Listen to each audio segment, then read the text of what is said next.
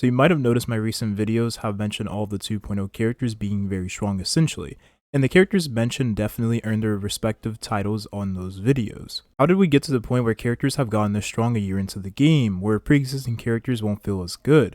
Now there's many reasons as to why that became the case, but we have to start from where it all began. At the time of launch, Honkai Star Rail had a very straightforward meta, and the characters that were the strongest at the time of launch were very quickly established. The best of defensive options were Bailu and Gepard, mostly with them being the only 5 stars we had at the time. And as for the buffers, Bronya and Tingyun were highly regarded as being the best, and in combination with one another, they were a force to be reckoned. As for the damage dealers, Seal, whom was the only limit at this time, and Yingqing went head to head. As for who was the better character at launch, it definitely did help Seal that a lot of the enemies were weak to Quantum, but considering all of the contents were rather easy at the time, this didn't show the true power of a limited character, and we had no previous benchmarks in place either. The standard team building with the characters mentioned in this team comp will be later known as Hyper Carry, and for a comp that was centered around a sole damage dealer, the numbers the team could put out will begin to ramp up really fast. Bronya had an elemental skill that is comparable to that of a 5-star ultimate. Tingyun had a valuable buff that no other character at the time had. Bailu was great because for many players with weak relic quality, she kept the team relatively healthy, had a safety net built in if things went wrong, and considering Bronya had a cleanse herself, the two synergized really well. Gepard had amazing synergy with Yanqing, allowing the character to keep uptime on his buffs due to the very strong shields provided, and Payload was nice in the endgame contents where enemies had higher defenses and ice weakness. This hypercarry only meta would continue on with damage dealers replacing one another, depending on the element the enemy was weak to, until Hoyoverse decided enough was enough. Sora Wolf released in 1.1, and for many players she was a game changer. In the current game, most of the more difficult fights were 1 to 2 enemies. Sora Wolf made these fights a breeze thanks to her massive defense shred and elemental weakness implanting she gave to the enemy. For Seal specifically, this ally was a godsend, as her damage depended on the enemy having said quantum weakness, and as we went forward into the future, her best team slowly came into fruition. The other notable release of this patch was Luocha, and this abundance character provided things like no other. He could give an emergency heal and cleanse to an ally that reached a certain lower HP threshold, and he had an ultimate that would dispel buffs on the AoE, which was amazing against the Mara-struck enemies at the time. This whole playstyle, coupled with the AoE overheals, allowed him to be a skill point generating character, which was handy for many skill point hungry characters like Jing, Seal, and QQ. These character releases did nothing to combat the ongoing hypercarry only meta at the time. I mean, we had unique characters like Clara whom had a counterattack and promoted a no speed build, but most if not everyone used her in hypercarry teams with Tingyun and Bronya. Honkai Star Rail proved one thing, and that was at the time any damage dealer that was able to utilize the best supports would then be the best damage dealers, and this would go on and on, which left a very stale meta.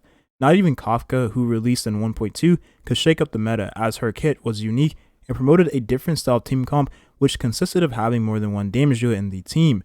The best supports were just that strong. Hoyoverse would still continue to pump out damage dealer after damage dealer and support after support that would fuel the hypercarry meta even more. And that trend continued until we received a very interesting character altogether. 1.3 rolled around, which brought some overbearing and over-damaging characters if you catch my drift. Then Hanga Baby Tulunai was released and he had a kit like no other. For the exchange of 3 skill points, he would provide you with massive AoE damage output. Now while characters like Seal could get additional turns after killing enemies thanks to her passive, it was hard to keep up when enemies had built-in self-revives. Daniel could, however, put out a massive amount of damage, dishing out most of the damage to the main target, and just enough residual damage to kill these side targets in most fights. In combination with the best supports like Luocha, Bronya, and Tingyun, the hypercarry meta will only be fueled even more, but this would actually backfire on Hoyoverse altogether. For anyone that had these characters, you essentially beat the game and breezed through all of the contents with ease. This would only mean one thing to Hoyoverse: you didn't have to roll for characters anymore. In the eye of the average Honkai Star Rail player, having the best damage dealer in the best team comp meant you didn't have to spend any more of your jades even if other characters were to be released with different playstyles. Kafka was inevitable living proof of that.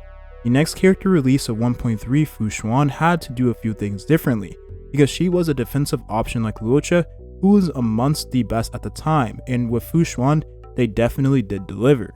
Fu Xuan would mitigate the damage your team received and redirected it to herself, while also giving the team other various utilities such as a crit rate boost, more hit points, and a CC blockage, which allowed her to thrive in various contents that Luocha could struggle in. The quantum typing was icing on the cake. The quantum typing would allow her to finally complete one of the more unique team comps in the game, Mono Quantum. Despite this team being a breath of fresh air compared to the current ongoing hypercarry meta that had existed since launch, most Star Rail players continue to use their Daniels and other damage dealers in hypercarry format. Have it so bad, many players would replace one of the quantum members for Jingliu and Bronya to increase the team's overall damage, killing the team's uniqueness altogether. Me on the other hand, I remained a mono believer on Copium. 1.4 roll around and the hypercarry meta refused to budge. This staleness was only exacerbated with the released Jingliu, who only raised the team's overall damage more and functioned best in those hypercarry teams. With the team damage ceiling increase, so would the enemy's HP bars and the hardest contents the game had to offer, Simulated Universe included, with most players using Daniel and Jingliu every Memory of the Chaos cycle due to them not taking away the best supports from one another. Hoyoverse would then realize one thing altogether: power sells. In hindsight, the upcoming releases was sadly the best direction they could take the game, with the steady number increases. Topaz, even though her playstyle was unique, she suffered the same fate as Kafka at the time of her arrival, inferior to hypercarry even in her best team. With the arrival of 1.5, there would be a healthy update to Honkai Star Rail, such as another permanent endgame to release, and 2 characters that would also fuel the hypercarry meta, but came with a slight twist. Wohuo could give attack and energy to the team alongside her amazing heals and cleansing capabilities. This would prove to be more valuable the more damage dealers you have in said team.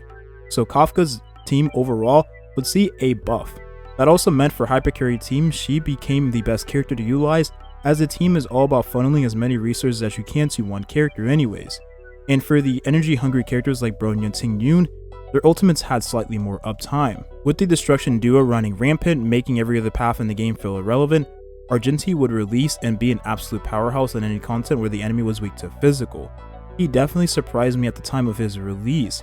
Argenti also played the utilized best support games just like any other damage dealer at the time, but he only fueled the hypercarry meta even more, this time with a different elemental typing altogether. The slight changes this patch provided insight into what was to come because dot teams felt finally complete, and Topaz's double damage dealer teams did as well.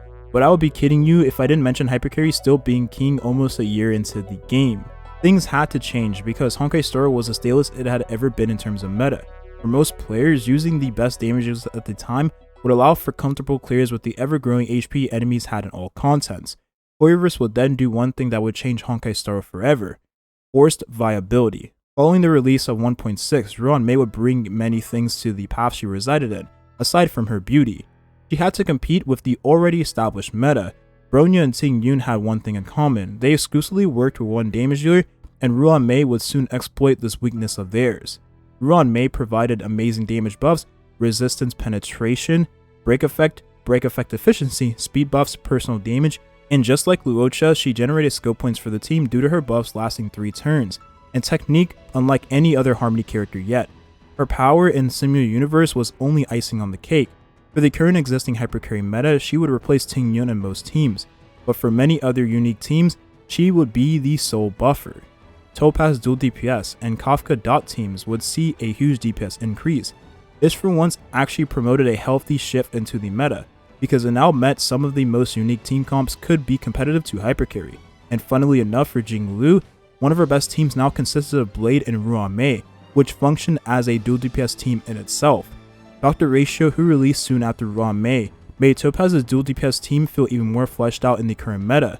Looking back on this, I'm very much so glad Ruan Mei did release in her current state, because now Honkai Star Rail has been the healthiest state in terms of meta it has ever been, and I see this coming to fruition even more in the upcoming patch 2.0. However, one thing's for certain: with the current power levels of Ruan Mei and the upcoming 2.0 characters, they're going to have to be amazing characters on their own and bring even more balance to Honkai Star Rail's meta. I'm hopeful for the arrival of these new characters and what they'll bring to the table, but with me being a mono quantum and dot enjoyer, my Stellar J count is most definitely in danger. So there you have it. I hope you enjoyed the video. While writing the script out for this video, it was honestly very nice to reflect on the year I've been playing Honkai Star Rail. Time flies by so fast. Also, I got a better understanding of Hoyoverse's design philosophy with the game overall. Who am I kidding? They just want to sell us characters, nothing more, nothing less.